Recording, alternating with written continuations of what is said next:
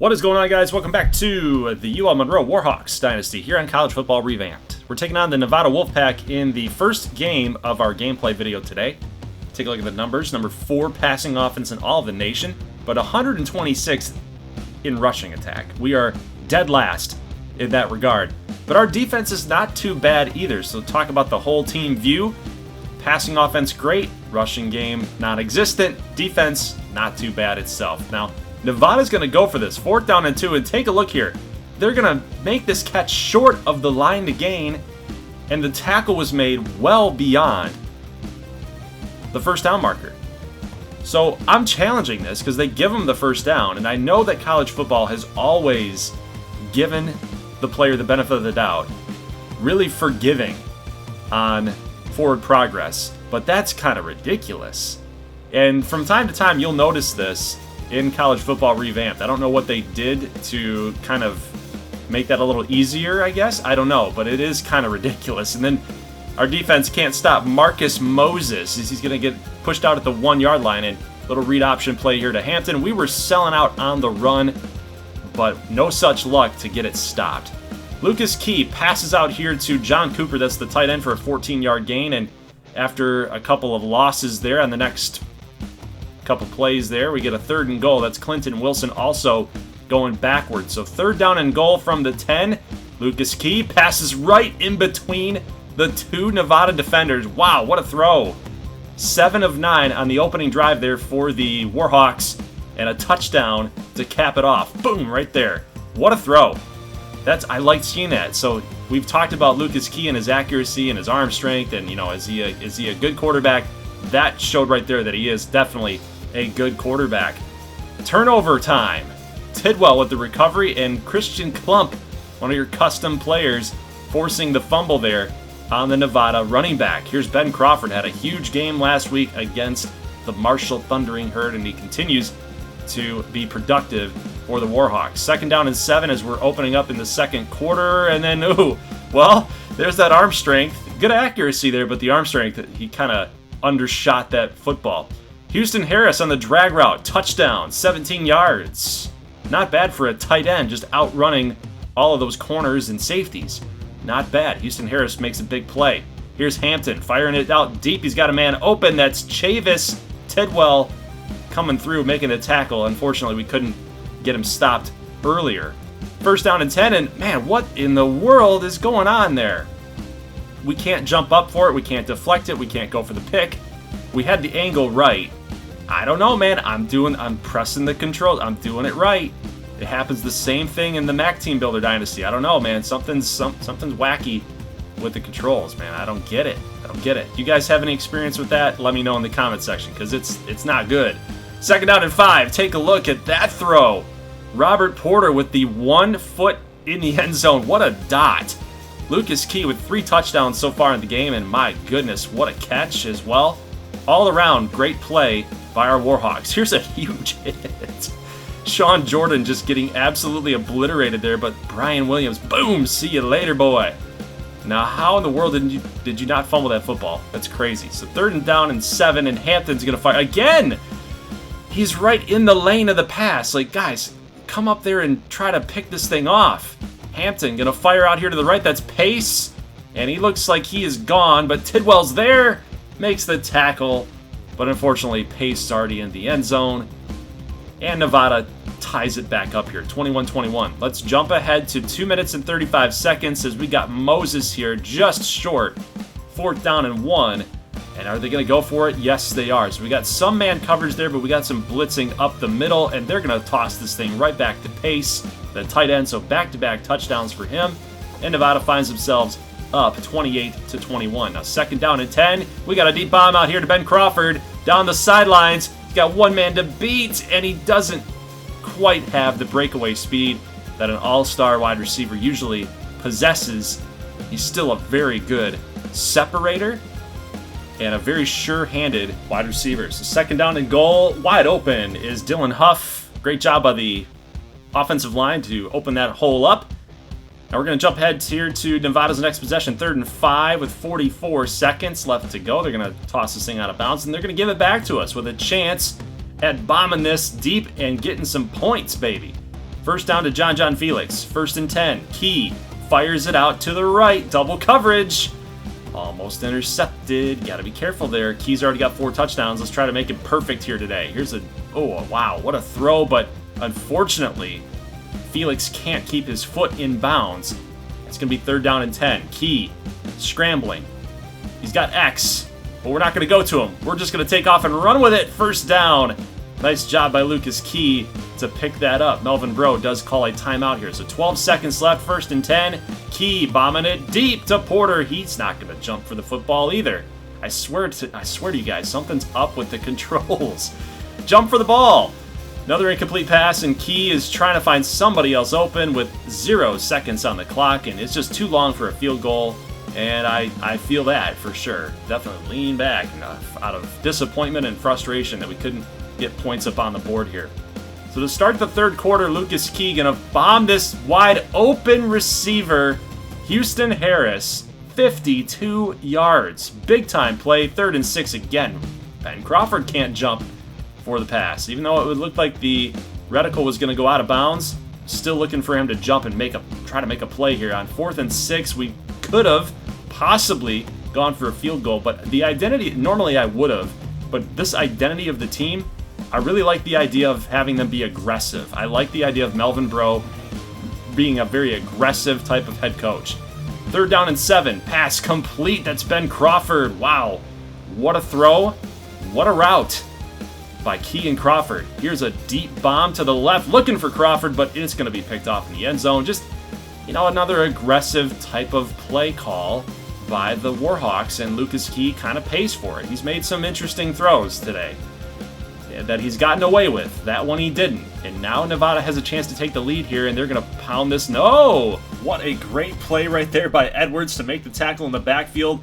2nd down and goal. More pressure on Hampton. He's going to throw this right into the back of a UL Monroe defender, but Curtis, the fullback, is able to pound this thing in. No stopping them on that drive, apparently. Just too close to the end zone. Very tough. 1st and 10, end of the 3rd quarter. We got John Felix getting blockers in front. He's all the way to the end zone. Touchdown, Warhawks. Look at that play, man. Nice job by the wide receiving core to get some blocking for Felix. Look at that. We've got a block there by Porter, a block there by Houston Harris, and the rest is history. So we're actually, again, we're going to be really aggressive with this team, and Lucas Key rolling out to his left. He's going to get the 2-point conversion. We finally have a lead here. After this back and forth battle between Nevada and us, we get the lead here on a 2-point conversion, and Williamson bringing the pressure on Hampton. That's going to lead to a 2-yard loss. Great job there by Christian Klump in coverage. We get the football back here up by 1. Here is Wilson busting this out to the left side. Going to get out of bounds after a nice stiff arm to get even more yardage here. 3rd down and 10. Key passes up the middle. It's Crawford on 3rd down and 10. Only going to pick up 5. But again, being super aggressive. That's what head coach Melvin Bro loves about his offense, is we don't take any downs off. Look at that. John Felix, 9-yard catch. And with 3:49 in the game, we'll kill some clock.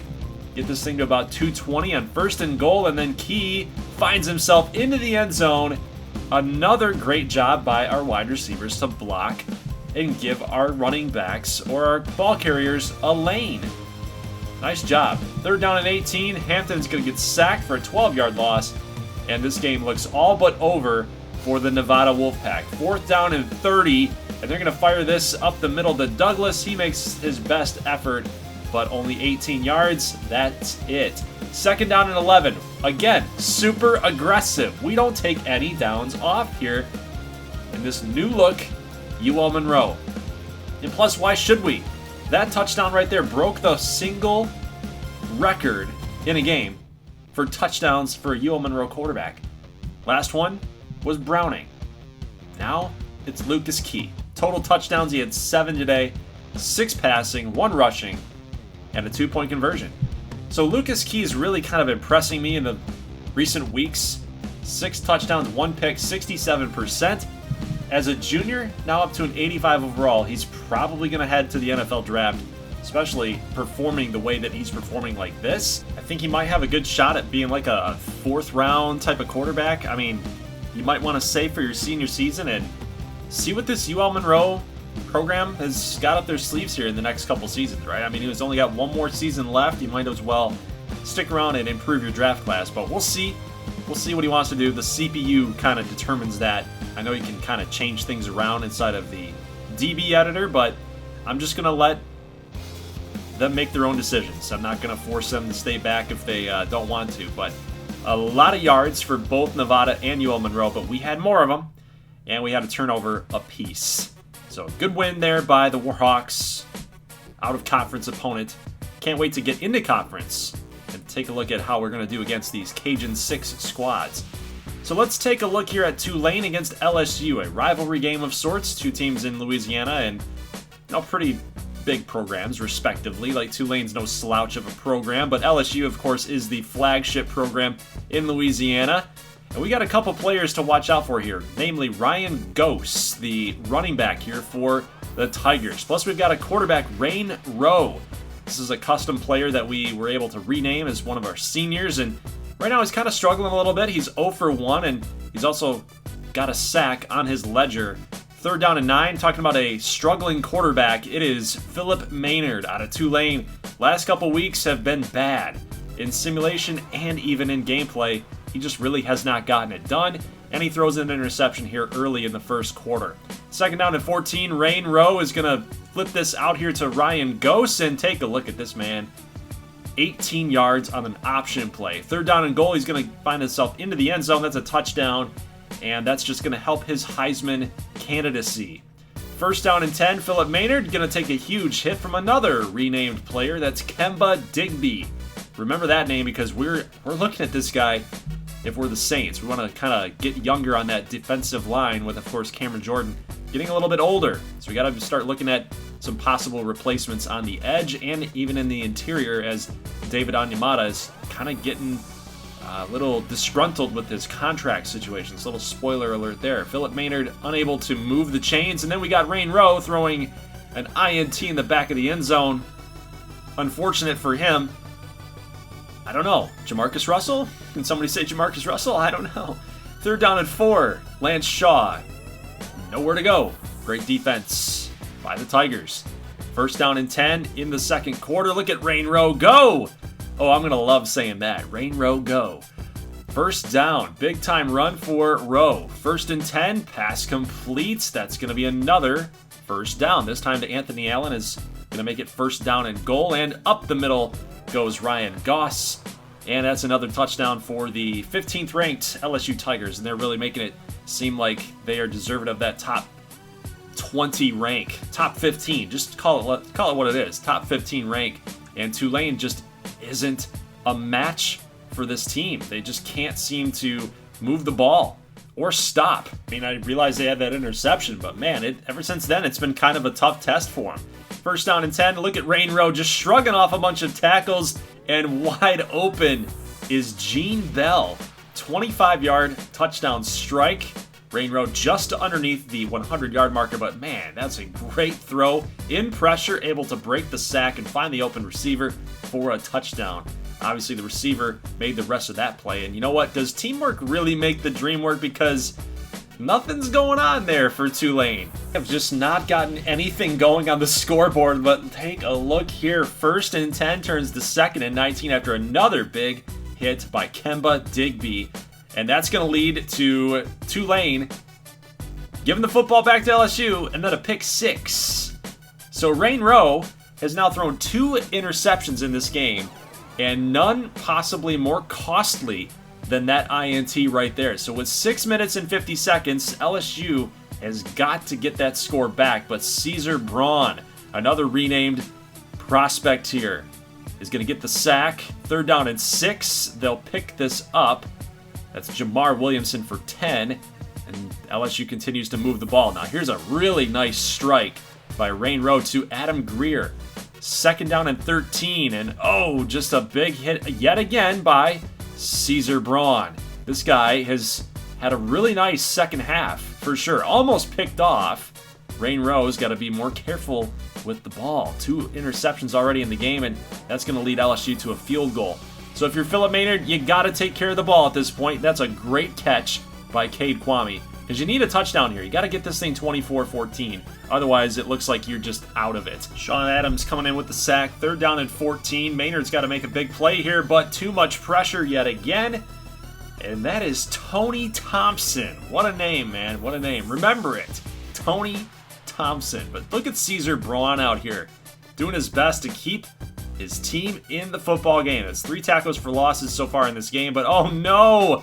A fumble. He was trying to option it out, but great defense by LSU, and that looks like that just might do it. That's 3 times you have turned the football over there, Phillip.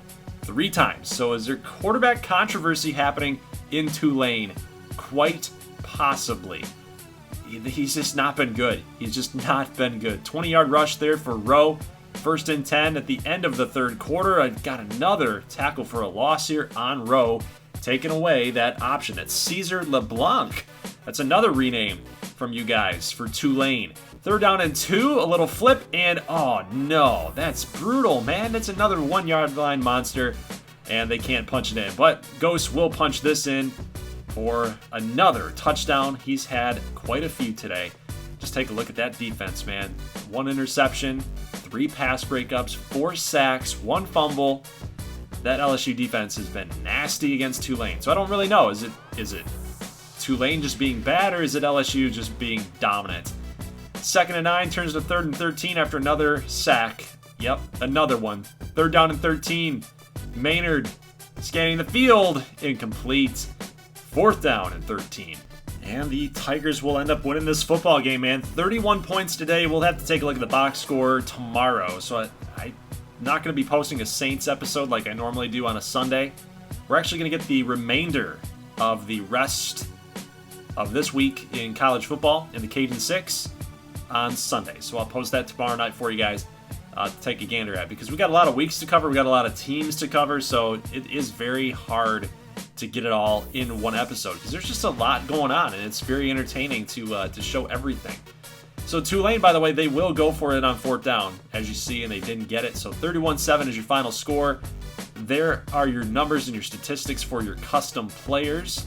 I'm mainly looking at like Caesar Braun and Caesar LeBlanc and Cade Kwame and Phillip Maynard. I wanted to see how those guys do. I always want to provide you an update on how they perform. But Tulane, unfortunately, goes to 2-2. Out of conference. LSU moves to 4-1, and it was the turnovers that did Tulane in. I think that's really what it ultimately came down to.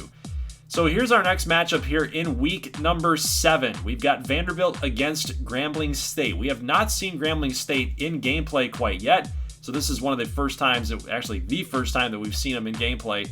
And they've been struggling on offense, very mightily. They've been struggling on offense. I don't know how else to explain it. Their defense has not been very good. Their offense hasn't been very good. So maybe it's a scheme thing. I'm not sure. But Vanderbilt should pose a tough test for him here. An SEC opponent down there in Tennessee. So 4th down and inches, they're not going to go for it. That's Grambling State. And then some good defense there to get Marquez Smith. This guy's like a 95-plus overall quarterback. I think I'm including him into the Saints franchise. I'm not quite sure what his statistics look like, but he might be a guy that we want to keep our eyes on. But defensively, Grambling State kind of holding their own here against a pretty tough Vanderbilt team. So 4th down and 2, Grambling State lines up for the field goal, and yeah, we're still in the 1st quarter. We've had a lot of possessions between each team, just a lot of defensive highlights, a lot of defensive gems, but take a look at this play. Wow, that's an offensive gem right there. Highlight reel level catch. John Green for 7, going to turn it to 4th down and 1. So Vanderbilt starting the 2nd quarter on 4th and 1. They're not kicking the field goal for the tie. They want the lead, and they're not going to get it. A huge hit by custom player Lance Osiris. He is definitely going to be included inside that Madden draft class for the Saints, so keep an eye out there for Mr. Lance Osiris out of Grambling State. A play that's going to go backwards, 2nd and 14. Now that's Matthias Cortez on the outside, getting physical, picking up that 1st down. Kalen Walker going to get sacked for 8 yards. Another 4th down, punt. And then we've got Vanderbilt making a charge here in the middle of the 2nd quarter. Thomas Justice, another huge catch. Remember, he had that one that he dove for. now he makes this big catch to move the chains big time. 3rd down and 8. Roderick Everett only makes 1 yard out of pretty much nothing. Little screen pass there. So Vanderbilt kind of learned the lesson, and they're going to kick a field goal. So 3-3, late second quarter. Pass going to be completed. Really tight window throw. That's Roderick Everett with the catch. 2nd down and 9, and we've got a pass complete again, and that's another 1st down for the Commodores. They'll call a timeout here with 1:09 left, and we'll jump over here to about 35 seconds on a 3rd and 6 opportunity, and they're going to come up short. So Grambling State's defense, yet again, plays well. So they'll kick the field goal, making it a 6-3 ball game. And oh, look at this! Oh no! Kalen Walker made something out of nothing, but Fortinall gets credit with a sack here. He runs into his own offensive lineman. And Grambling State's going to have to settle there for a field goal. It is now tied at 6-6. 4th quarter, 3:45 left to go. Again, just a defensive battle here in this game. Just no really any offensive highlights to show you guys so far. I mean, we're in the 4th quarter now, and a big bomb to the end zone. Kalen Walker looking for his receiver there. No such luck. 3rd down and 9. Let's do it again. And Kalen Walker now sacked yet again by TJ Lee. 3 tackles for loss and 1 sack on the day. He makes another big play right there. Marquez Smith sacked. Timeout called by Grambling State. 4th down and 13. And why do I show special teams? Because, well, these big things happen. So if you see a special teams play, you know something big happened. So 4th quarter, no, he did not just do that. He did not just do that. They have been playing clean all game, and Corey Peterson, the cornerback, comes up huge with an interception with 54 seconds left. Vanderbilt will try to run the football. They'll call some timeouts, and they'll kick a field. I don't know why they would call timeouts. It's crazy. It's like, guys, you got a chance to win the game and kick it with like 5 seconds left. So it's crazy. But Grambling State's not out of this thanks to Vanderbilt's timeouts, and they bomb it deep, but no such luck. Incomplete, and wow. Vanderbilt wins 9-6. Grambling State, they played so well down here. Defensively, let's make sure that we're clear here. Offensively, there was nothing going on for either side. So let's give credit where credit's due. But man, dude, 62% for Kalen Walker. It wasn't like he was terrible. 62% is not bad, but they just couldn't move the ball. Again, neither could Vanderbilt. So great defense on both sides of the field, but man, dude, the one costly pick at the end of the game. Jeez, it was just a goofy ending too. Vanderbilt should not have been calling timeouts right there. You're in very much an easy chip shot range for a game-winning field goal. Just drain some clock. Let Grambling State use their timeouts if there's, if you want to stop the clock. So I don't know, just goofy ending to the game, and this is kind of a snapshot of what happened last week. So I had every intention to kind of show this game. Actually, I had this game recorded, and I forgot that they weren't playing Wake Forest. They were playing Vanderbilt for your pick'em. And, it was a blowout anyway. So it's like, I don't know if I want to show this game or not, because Grambling State just got absolutely railroaded by this man, Barry Williams. I believe he's like a 98 overall running back, and he runs like Sean Alexander with the no gloves thing out of Alabama. He's just tough. 38-7 here in the 3rd quarter, and take a look at this huge run by, again, Barry Williams. I don't know, man, with the Alvin Kamara situation, maybe Barry Williams is one of those guys that we could take a little bit late. Look at the stiff arm, man. Oof, I think I'm falling in love with Mr. Barry Williams. And who doesn't love running backs named Barry? He might not have the moves like Barry Sanders, but I think I might want to take this guy eventually. We'll see where he falls in the draft class. But yeah, this game, I just got the 2 black and gold teams mixed up. Grambling against Wake and Grambling against Vanderbilt. So I just threw that game in there to kind of give Grambling State some love, even though it was highlights against them. We haven't seen Grambling State in this series yet until today. So yeah, it was a bad game for Grambling State. Rain all the way down there in Carolina, and it just wasn't their game, man. 180 yards rushing for the running back Barry Williams, and over 100 yards on the dot there for their quarterback. So statistics-wise, there you go. That's what the team did, and it wasn't good, guys. But all right, so 25-minute video here today. I wanted to get both of these games shown for you guys, but I just could not fit them in there. It would have been just way too long of a video. Research shows on the analytics that you guys don't necessarily like the long videos, at least not the 40-minute things, and that's what this would have done. So we'll split this up. We'll have UL Monroe versus Tennessee and Southern against Memphis tomorrow. So tomorrow night, be sure to tune in, and I'll see you guys in that one. So guys, leave a like if you like this thing. I'll see you tomorrow for more UL Monroe Dynasty / Cajun 6 Conference on College Football Revamped. I'll see you then. As always, thank you so much for watching, and peace.